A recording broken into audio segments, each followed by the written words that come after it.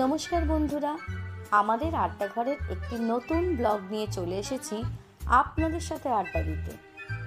Paris ভ্রমণের গল্পের দ্বিতীয় ভাগ নিয়ে আজ হপ অ্যান্ড হপ আপ বাসে প্যারিস শহরের কিছু সুন্দর মুহূর্ত তুলে ধরব। আগে থেকে অনলাইন টিকিট কাটা যায়, আবার বাসে ওঠার সময় টিকিট কেটেও উঠতে পারা যায়। বাসের ছাদে কি সুন্দর বসার ব্যবস্থা, চাইলে কেউ বাসের ভেতরেও বসতে পারে।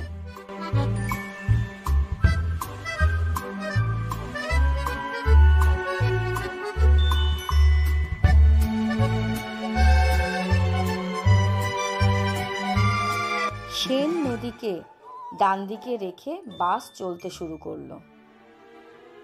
কি সুন্দর মনোরম দৃশ্য।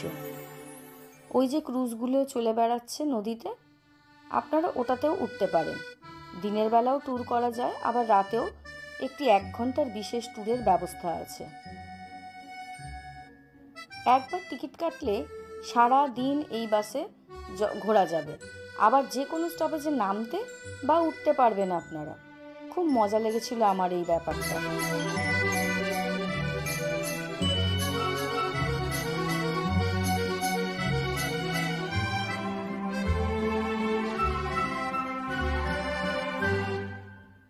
ওই যে আইফেল টাওয়ারের সামনে দিয়ে এখন বাসটা যাচ্ছে।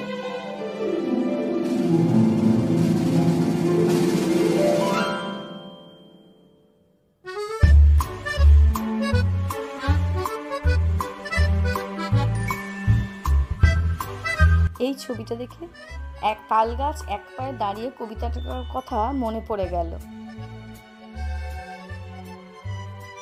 যারা আমার চ্যানেলটি সাবস্ক্রাইব করেছেন তাদের অনেক অনেক ধন্যবাদ।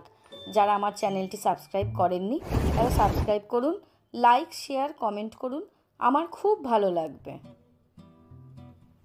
শহরটি দেখতে দেখতে ভিডিওটি আজ এখানে শেষ করছি। ফিরছি একটি নতুন ব্লগ নিয়ে খুব তাড়াতাড়ি।